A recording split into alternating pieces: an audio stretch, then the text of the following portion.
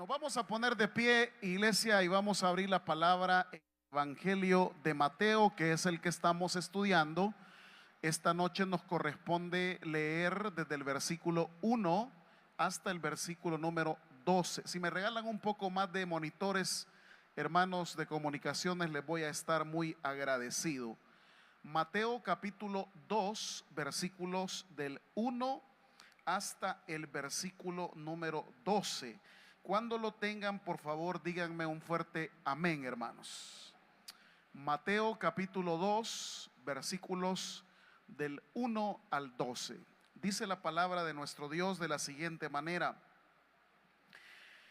Cuando Jesús nació en Belén de Judea, en día del rey Herodes, vinieron del oriente a Jerusalén unos magos diciendo: ¿dónde está el rey de los judíos que ha nacido? Porque su estrella hemos visto en el oriente y venimos a adorarle. Oyendo esto, el rey Herodes se turbó y toda Jerusalén con él. Y convocados todos los principales sacerdotes y los escribas del pueblo, les preguntó dónde había de nacer el Cristo. Ellos le dijeron: en Belén de Judea, porque así está escrito por el profeta: y tú, Belén de la tierra de Judá, no eres la más pequeña entre los príncipes de Judá, porque de ti saldrá un guiador que apacentará a mi pueblo Israel. Entonces Herodes, llamando en secreto a los magos, indagó de ellos diligentemente el tiempo de la aparición de la estrella. Y enviándolos a Belén dijo: id allá y averiguad con diligencia acerca del niño, y cuando le halléis, hacédmelo saber, para que yo también vaya y le adore. Ellos, habiendo oído al rey, se fueron, y aquí la estrella que había visto en el oriente iba delante de ellos, hasta que llegando se detuvo sobre donde estaba el niño. Y al ver la estrella, se regocijaron con muy grande gozo. Y al entrar en la casa, vieron al niño con su madre María, y postrándose lo adoraron. Y abriendo sus tesoros le ofrecieron presentes: oro, incienso y mirra. Pero siendo avisados por revelación en sueños que no volviesen a Herodes, regresaron a su tierra por otro camino. Vamos a orar. Padre, esta noche continuamos con esta dinámica de aprender uno de los evangelios llamado Mateo. Esta noche, Dios, te pedimos que tu palabra pueda fluir, que sobre todas las cosas nos puedas dar un mensaje práctico, edificante, coherente, Señor, y que pueda ser realizado por todos nosotros. Porque todo te lo pedimos en el nombre de Cristo Jesús. Amén y amén. Tomen asiento, amados hermanos. Muy bien. El pasaje que se conoce como la visita de los Reyes Magos. Mucha controversia a nivel teológico, a nivel histórico acerca de este pasaje.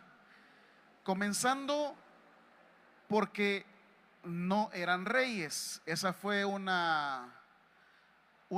digamos, una tradición posterior que se le dijo a estos personajes que eran reyes.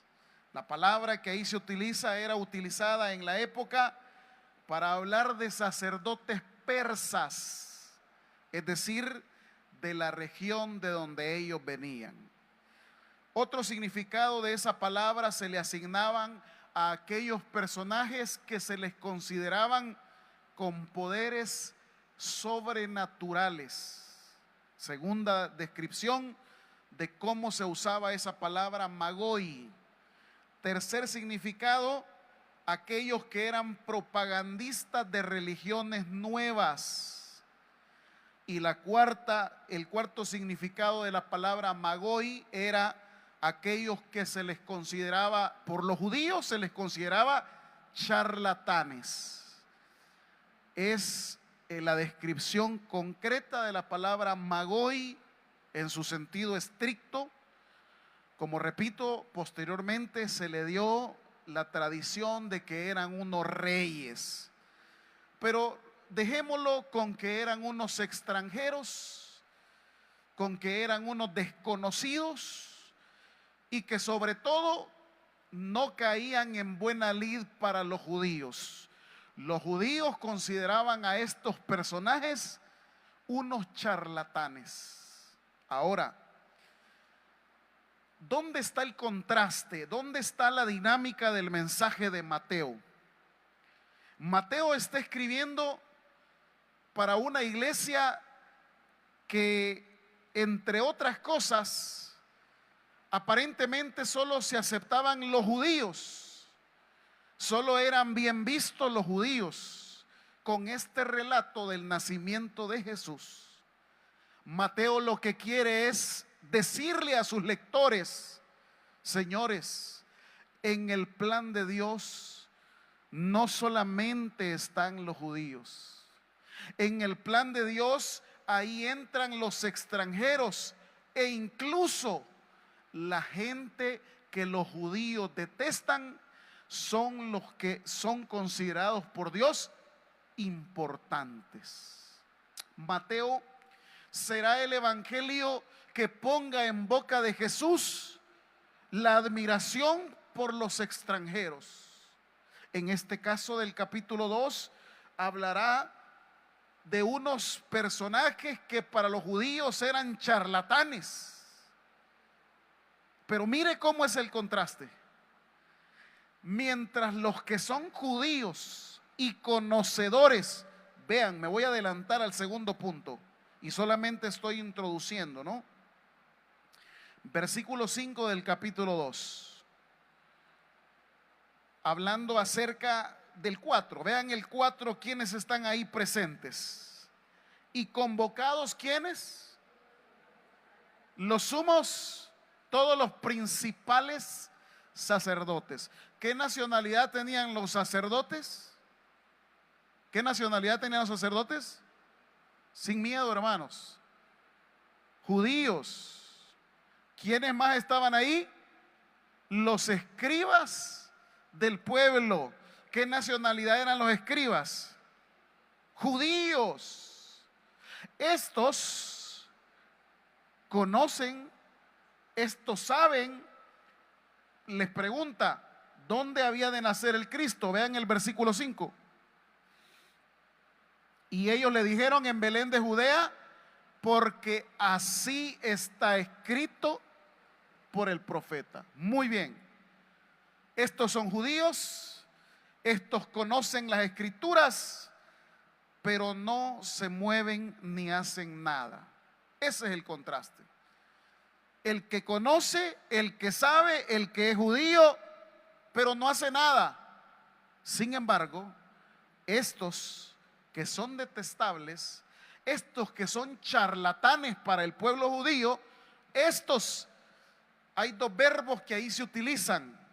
Ya los voy a ver en detalle con ustedes y en orden. Pero dice el 2, miren cómo cambia el verbo, y aquí no se aprecia bien, pero en el texto original sí. Dice el 2, diciendo: ¿dónde está el rey de los judíos que ha nacido? Porque su estrella, primer verbo, hemos, ¿qué dice? Visto, ver, observar, admirar. Pero de ver a actuar son cosas muy diferentes. Los sacerdotes, los escribas, ellos saben, ellos ven, pero no hacen nada. Y estos persas, estos extranjeros, dice el 2 al final: porque su estrella hemos visto en el oriente, coma, y después, ¿qué dice el texto? Y venimos a adorarle. No solo vieron, ¿qué hicieron también ellos? Actuaron. Los sacerdotes vieron, saben, ven, pero no actúan. Y eso quiero dejarlo ahí nada más como punto introductorio. No quiero meterme en detalles de carácter histórico ni teológico, porque pues esto no es una clase, pero es interesante analizar el relato de Herodes como tal. Es decir, ¿qué fuente hay del Imperio Romano que relate semejante atrocidad? Y eso es una de las críticas a este texto, pero no hablaría en vano porque es mucho que hablar acerca de esto. Quiero referirme nada más al texto en general y con ustedes, hermanos, quiero aprender esta noche acerca de estos dos personajes: los que tienen la información pero no se mueven, y los que tienen poco conocimiento pero ellos sí están dispuestos a cruzar desiertos para encontrar esa luz que les guía la estrella. Esos son los dos personajes. Entonces, si nos preguntásemos cuál es la pregunta que contesta los versículos del 1 al 12 de Mateo, es la siguiente: ¿qué estamos dispuestos a sacrificar por aquello que consideramos sagrado, por aquello que consideramos importante? Esa es la pregunta que contesta el texto bíblico. ¿Qué estamos dispuestos nosotros a sacrificar por lo que consideramos sagrado o por lo que consideramos importante? Y ahora veamos lo primero que vamos a aprender. Vamos a leer el versículo 1 y 2 poniéndole atención. Y dice el versículo 1 y 2: cuando Jesús nació en Belén de Judea en los días del rey Herodes, ¿qué dice el texto? ¿Me ayudan a leerlo? Vinieron del oriente a Jerusalén unos magos diciendo: ¿dónde está el rey de los judíos que ha nacido? Porque su estrella hemos visto en el oriente y venimos a adorarle.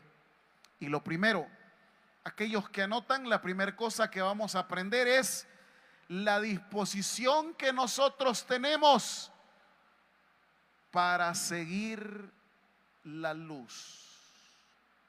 No para ver la luz. Dije la disposición que nosotros tenemos para seguir la luz.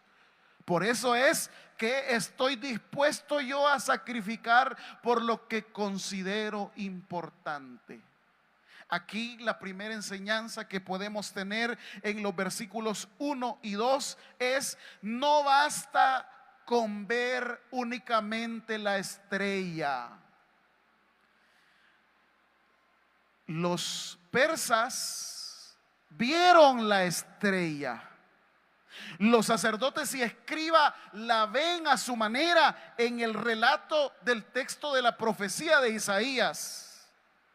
Pero estamos hablando que cuando hablamos de sacrificar y cuando hablamos de la disposición de seguir la luz, no solamente basta ver. Yo tengo que estar dispuesto a seguir la luz. Por eso la invitación de Cristo no solamente es: vean lo que yo hago, miren los milagros. ¿Qué es lo que les dijo a todos aquellos que se acercaban a Jesús? Que el que quiera venir en pos, seguirlo, no solo verlo. Hoy vivimos en un mundo en el cual la gente está acostumbrado a solamente ver las cosas que el Señor hace, solamente a observar, a mantenerse en aquel panorama de ser un observador, pero nunca nos ponemos en camino, nunca nos ponemos en marcha de ese seguimiento que el Señor quiere de manera comprometida. Amados, ciertamente los conocedores persas, porque ellos sí sabían, conocían ciencia, es decir, los libros que habían leído, todo el conocimiento que ellos tenían, no solamente se quedó en el cerebro, no solamente se quedó en el conocimiento acá anidado en su cerebro, sino que ellos, fíjese bien, lo llevó ese conocimiento a una acción práctica. Es decir, ellos sintieron curiosidad al ver que esa estrella caminaba. Y de eso ya tenemos también en Génesis 49 o en Números 49, no recuerdo, donde dice que la estrella es la que va a guiar, pero ellos siendo extranjeros, la curiosidad los hace moverse. Hay muchas personas que en la actualidad conocen mucho, saben de muchos temas, son letrados, tienen títulos académicos, sin embargo, no se mueven a querer conocer la luz, porque piensan que su sola sabiduría basta para poder alcanzar la plenitud de la vida. Pero hermanos, esta noche estos señores persas nos enseñan a que no importa todo el conocimiento que yo tenga, tengo que tener la curiosidad de saber que yo puedo ser muy sabio, pero esa sabiduría no la he heredado ni del cosmos ni de los animales. Esa sabiduría la he recibido de aquel que es más sabio que todas las personas que existen en el universo. Dele un fuerte aplauso, usted se lo quiere dar. Y esa curiosidad que tuvieron los magos no los hizo quedarse en libros, no los hizo quedarse en sus bibliotecas, los hizo moverse, los hizo actuar, los hizo seguir. Otra de las cosas que nos enseñan estos persas, fíjese bien, es que nosotros, por muy sabios que nosotros seamos, debemos de reconocer que hay algo más grande que nosotros mismos. Y esto es un tema que tiene que ver con personas no religiosas, porque en el mundo hay personas que se denominan agnósticas o ateas. Y cuando una persona se denomina agnóstica o atea, es porque su ego es tan grande que no reconoce que arriba de él hay una sabiduría más grande. Y esa sabiduría solamente es la que viene del Señor. ¿Sabe usted? El mundo está hecho a partir de las cosas que Dios ya hizo. El hombre puede ser demasiado científico y no es humilde para reconocer, fíjese bien, que todo viene de Dios. Le pongo un ejemplo.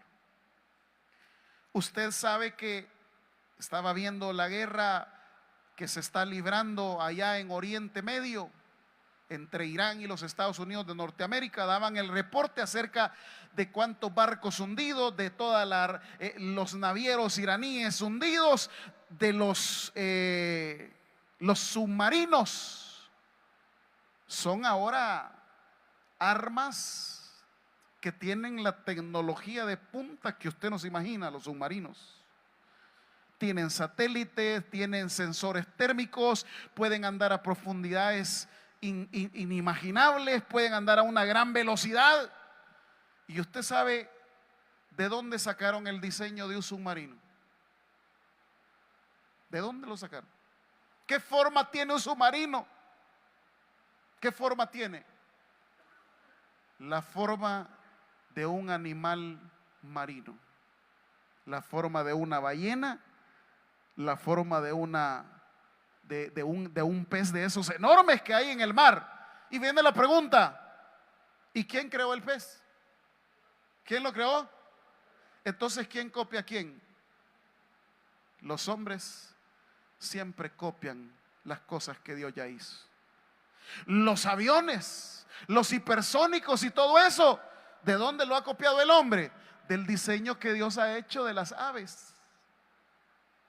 Y así podemos ir mencionando muchas cosas con las cuales el ego de los hombres, el conocimiento de los hombres quedaría pachito para reconocer que aunque yo pueda ser sabio, hay un hombre, hay un Dios todopoderoso, que Él es más sabio que todo el universo entero, y ese es nuestro Dios todopoderoso.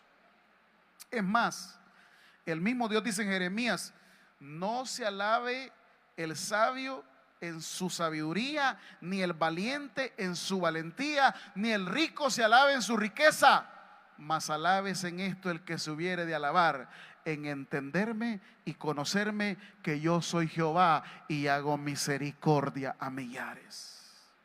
Dice Corintios, la mayor sabiduría de los seres humanos, para Dios eso no sirve. Por eso a mí me encanta cuando en Job comienza Job a preguntarle tantas cosas a Dios. Y usted lo puede leer en su casa desde el capítulo, creo que es del de 36 o 37. Y comienza el Señor a darle una gran arrastrada a Job. Y le dice, muy bien, estás queriendo hablar conmigo y a ponerte de tú a tú conmigo. Y comienza el Señor a decirle, ¿y dónde estabas tú cuando yo hice esto? ¿Y quién crees que ha hecho esto, Job? ¿Y quién crees que hizo esto, Job? ¿Y quién crees que le ha puesto límite al mar, Job? ¿Y quién crees que tal cosa? Al final, dice Job, de tanto que le dice Dios, son como 6 capítulos, 8 capítulos, no sé cuánto, que le dice el Señor y le pega una chicada tremenda a Job acerca de la sabiduría, que le dice Job que era torpe y que no entendía. Él hablaba lo que no entendía, cosas demasiado grandes que no son dignas de entender para un hombre. Y después le dice el Señor, no, ahora te vas a callar porque yo te voy a enseñar. Y le pregunta a Job, ¿no? Le dice que le enseñe. Ahí usted lo puede leer, estoy parafraseando nada más desde el capítulo 38, solamente para hacer énfasis en que la sabiduría de los hombres no es nada comparada a la sabiduría de nuestro Dios Todopoderoso.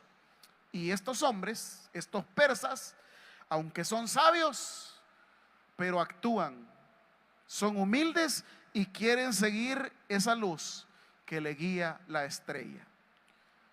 Por último, los sabios nos enseñan esta noche que el camino desde Oriente hasta Belén no era un camino fácil. No sé si usted tiene ahí, Pastor Carlos, la distancia exacta entre Oriente y Jerusalén. Creo que son 1600 kilómetros, ¿verdad? 1600 kilómetros, que es equivalente a ir desde aquí hasta, creo que hasta México DF o hasta un poquito arriba de Tijuana. Ese es el viaje que ellos emprenden, no en avión, no en bus, no en moto, no en bicicleta, sino que era un viaje que ellos tenían que comenzar a caminar, que iba a durar meses, no iba a durar días. Porque iban con toda su comida, iban con toda su ropa, iban con todos sus animales, iban con todos sus regalos. Eran caravanas de personas en el desierto itinerantes. ¿Se imagina usted cómo trazaron ellos su viaje? Nadie hace un viaje a la buena de Dios. Por muy cerca que usted vaya, si usted va a ir a Apulo, por ejemplo, usted calcula, voy a llevar mis panes con crema, voy a llevar mi cafecito, voy a llevar, ahora imagínense un viaje de 1600 kilómetros. Ahora, ¿qué requiere ese viaje? Requiere persistencia. Cuando usted comienza a caminar hacia la luz, cuando usted se dispone a seguir a Jesús, usted tiene que saber que el viaje no va a ser fácil. Pero no se preocupe, que aunque el viaje no sea fácil, hay una estrella que nos va guiando y su nombre es Jesús de Nazaret. Y no importa las inclemencias del tiempo, no importa el invierno, no importa la sequía del desierto, ellos van caminando. Y van caminando, y van caminando. ¿Usted cree que de todo? Porque ciertamente solo se mencionan a 3, pero en realidad no solamente eran 3. Era una locura que solo 3 personas saliesen de Oriente hacia Jerusalén. Fueron muchos. ¿Cómo solo 3 personas van a llevar los regalos, oro, incienso y mirra? Era una caravana de extranjeros. Y que en el camino lo más seguro es que muchos se quedaron. O nomás empezar el viaje, unos dijeron, no, yo mejor no, mejor me quedo. El camino de la fe es así. El camino de seguir a Jesús requiere paciencia. Porque el seguir a Jesús, usted tiene que saber que es un proceso. Que es, hermano, el camino de seguir a Jesús, que no siempre va a recibir usted lo que quiere en el momento. Es un proceso. Seguir a Jesús no es que hoy viene, ya mañana le cambia la vida, se gana la lotería, tiene un buen trabajo. No, es un proceso. Ellos salieron de allá de Oriente y no es que llegaron a la siguiente semana a Jerusalén. Es más, cuando ellos llegaron allá a Belén de Judea, tuvieron una traba. Como en la mente de ellos estaba de que era un rey, lo fueron a buscar a un palacio. Y era el palacio de Herodes. Y ahí, al ellos darse cuenta, fíjese, que no estaba el rey, fácilmente hubiesen vuelto de nuevo a Oriente. Pero ellos indagaron, pero ellos buscaron, pero ellos no se rindieron. Era fácil decir, no hombre, ¿cómo vas a creer que el rey no está aquí donde está Herodes? Ni modo que lo vayamos a buscar a Nazaret, a un pesebre. No, pues vámonos, entonces estamos enganchados nosotros con esta estrella. Pero es un proceso. ¿Qué es el camino de la fe, hermanos? Un proceso. Un proceso lleno de trabas, un proceso lleno de dificultades. Pero no nos preocupemos, que si permanecemos, vamos a llegar a la luz de Cristo Jesús y Él va a iluminar todo nuestro camino. ¿Alguien dice amén a eso, hermanos? Quiero quedarme ahí con el primer punto. Tengo otras dos cosas más, pero no quiero solamente hablar de los persas, de estos magos. Leamos del versículo 3 al 8. ¿Ya están ahí? Vean qué nos va a enseñar esta otra parte. Oyendo esto, vean los personajes y los lugares. El rey Herodes se turbó. ¿Qué hizo el rey Herodes, iglesia? ¿Qué significa turbarse? ¿Qué es turbarse? ¿Un sinónimo de turbación? Terror, miedo, inquietud. ¿Qué más es turbarse? Sentir amenaza de algo o de alguien, eso es turbarse. Y eso es muy importante ahorita que vamos a ver este segundo punto. Luego dice el versículo número 4, no solamente Herodes, convocados los principales sacerdotes, los escribas del pueblo, les preguntó a dónde había de nacer el Cristo. Ellos le dijeron, en Belén de Judea, porque así está escrito por el profeta. ¿Y qué dice Miqueas 5:2? Y tú, Belén de la tierra de Judá, no eres la más pequeña entre los príncipes de Judá, porque de ti saldrá un guiador que apacentará a mi pueblo Israel. Entonces Herodes, llamando en secreto a los magos, indagó de ellos diligentemente el tiempo de la aparición de la estrella, y enviándolos a Belén le dijo: id allá y averiguad con diligencia acerca del niño, y cuando le halléis, hacédmelo saber para que yo también vaya. ¿Y qué dice Herodes? Y le adore. Ponga atención a eso. Primero le dije, atención a los personajes, atención a los lugares, atención a los movimientos emocionales de Herodes. Primero está turbado, se siente amenazado. Y paradójicamente en el 8 quiere que le avisen cuando lo encuentren, porque él menciona: yo quiero ir. ¿A qué dice Herodes? A adorar al niño. ¿Era cierto eso, hermano? No. Entonces, en este segundo punto vamos a hablar de cuando hay un conflicto entre el control de mi vida y la entrega que yo le debo de dar al Señor. El control de mi vida que yo no lo quiero soltar. aquí vamos a ver dos reacciones.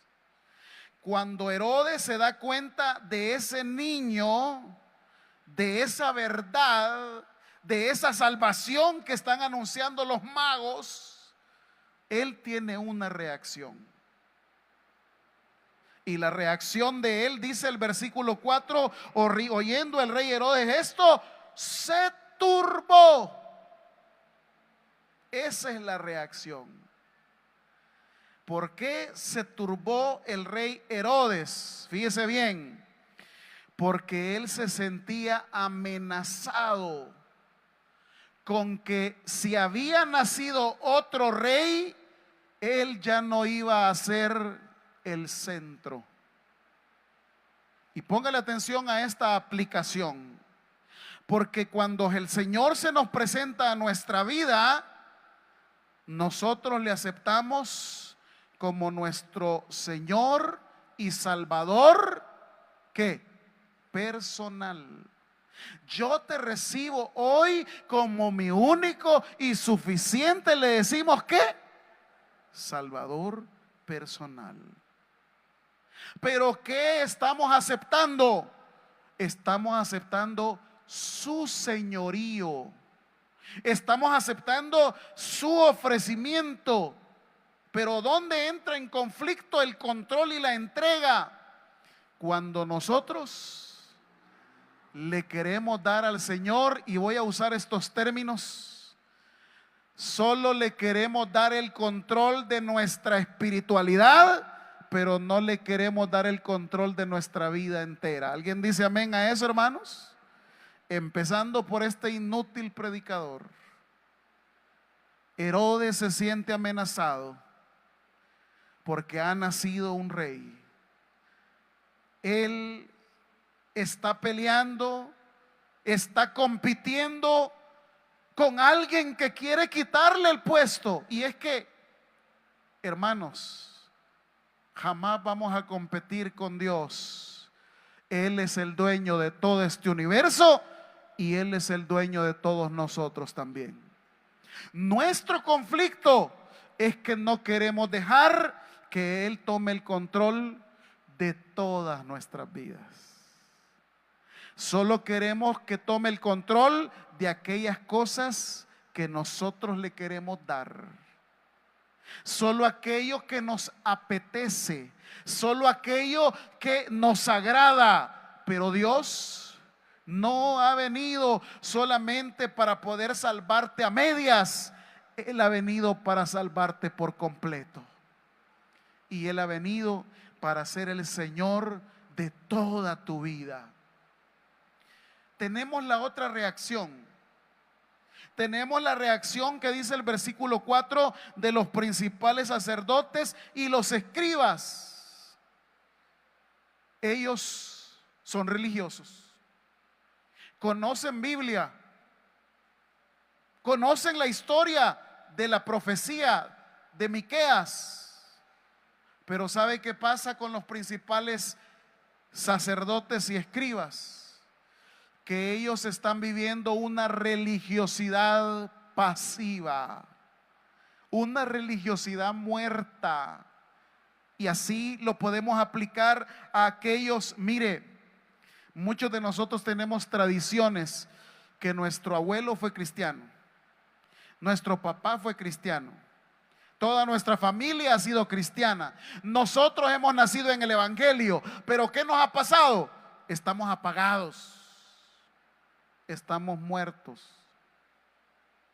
No vivimos a plenitud la alegría del Evangelio, la alegría de la salvación. Hay mucha gente que hoy estamos muy prontos a entrar a una semana que en el mundo se le conoce como Semana Santa, pero ya no nos inspira mayor cosa.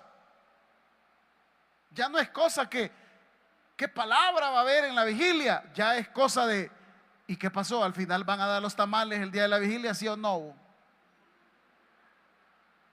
¿Me explico? Es decir, vivimos una religiosidad pasiva.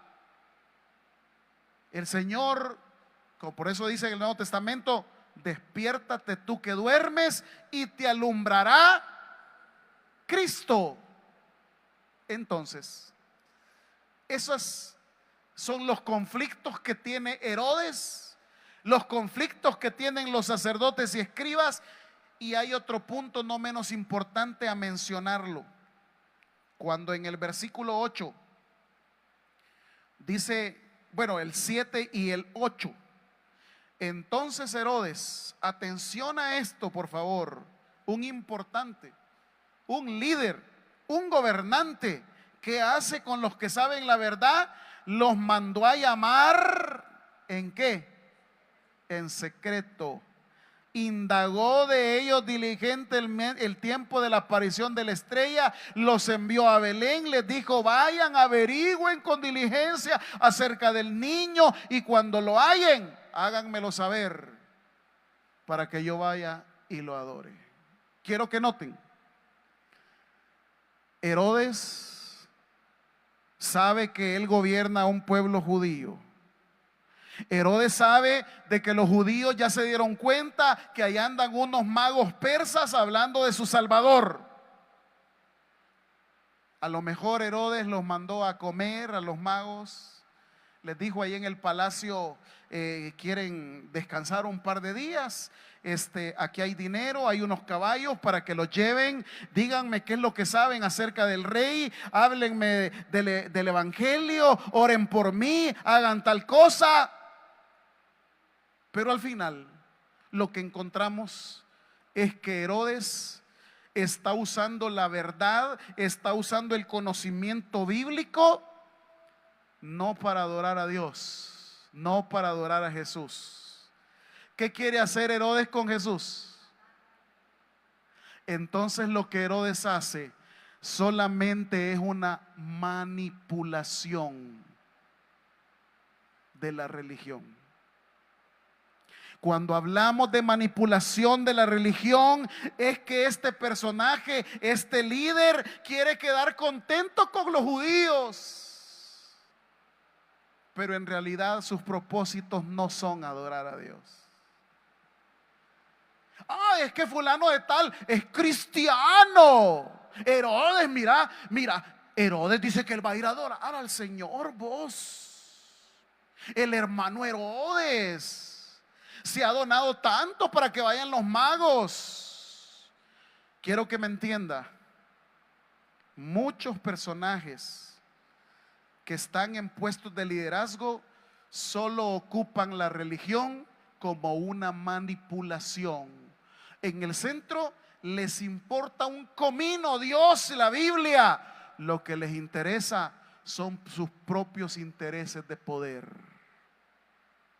Sea del color que sea, sea de la época que sea, el único gobernante que es justo, es fiel y es veraz solamente es nuestro Señor Jesucristo, hermanos.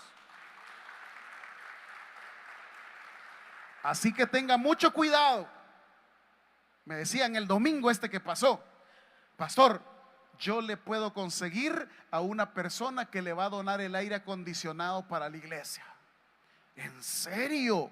Sí, lo único que tiene que hacer es que él se tome una foto en el momento que la entrega al templo.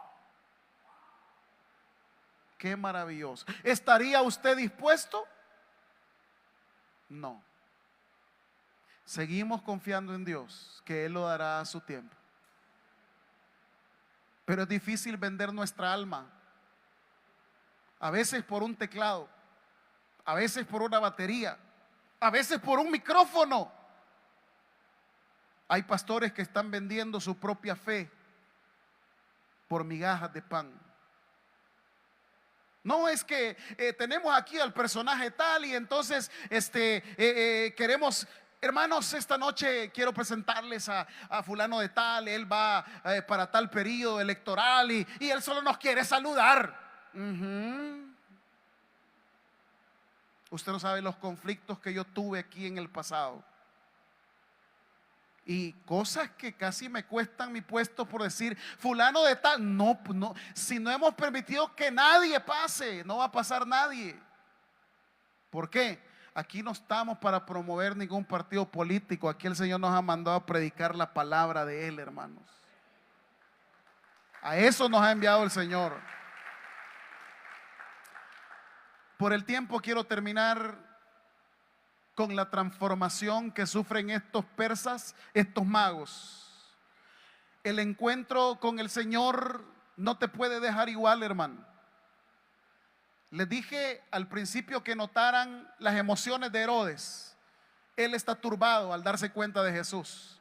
Vean el 10, que dice que hicieron los magos al ver la estrella, se regocijaron y ¿qué más? Y tuvieron muy grande. Ese es el contraste del pasaje. Mientras Herodes está turbado y amenazado, los magos al encontrarse con el Señor, ¿cómo están? Regocijados y con muy grande gozo. Es decir, valió la pena el viaje, la fatiga, los esfuerzos, los problemas, las dificultades, valieron la pena porque encontramos lo que estábamos buscando.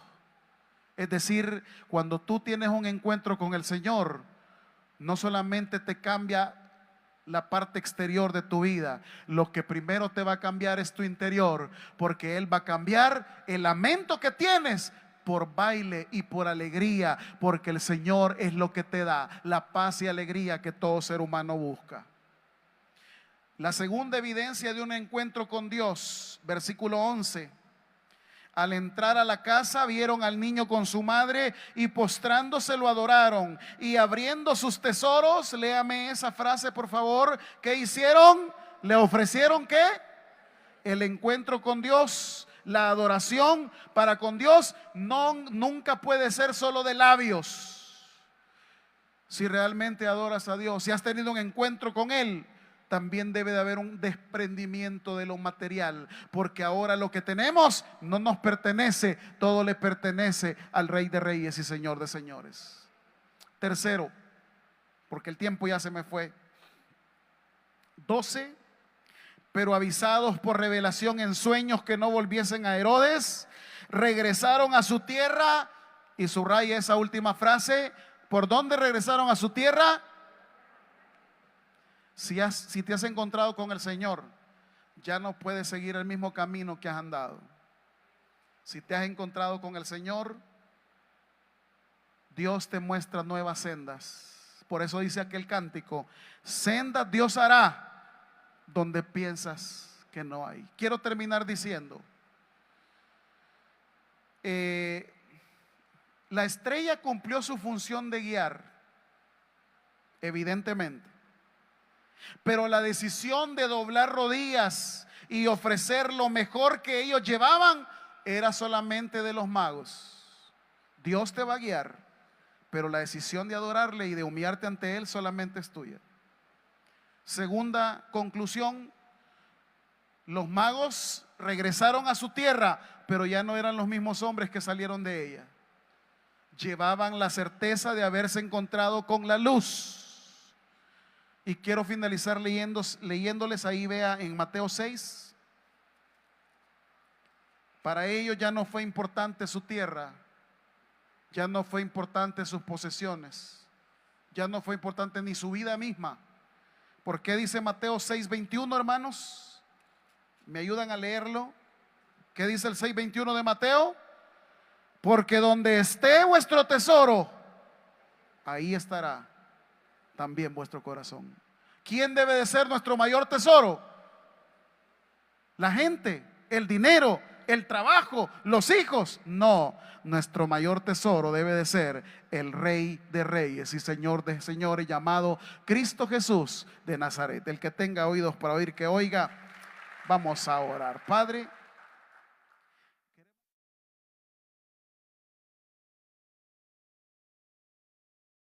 el predicador ha finalizado el mensaje. Es hora que recibas a Jesús como tu único y suficiente Salvador personal. Hazlo de la siguiente manera: Señor Jesús, yo te recibo hoy como mi único y suficiente Salvador personal.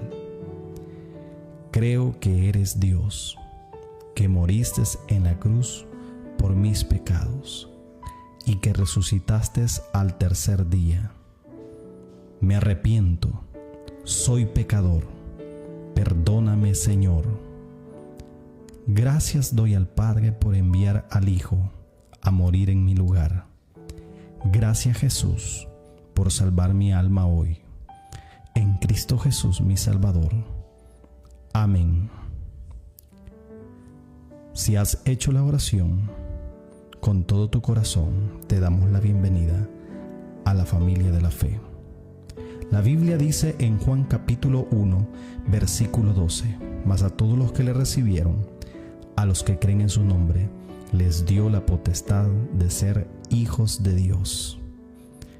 Te damos la bienvenida a nuestra iglesia. Somos más que una familia. Tabernáculo Bíblico Bautista, Ciudad de Delgado. Dios te bendiga.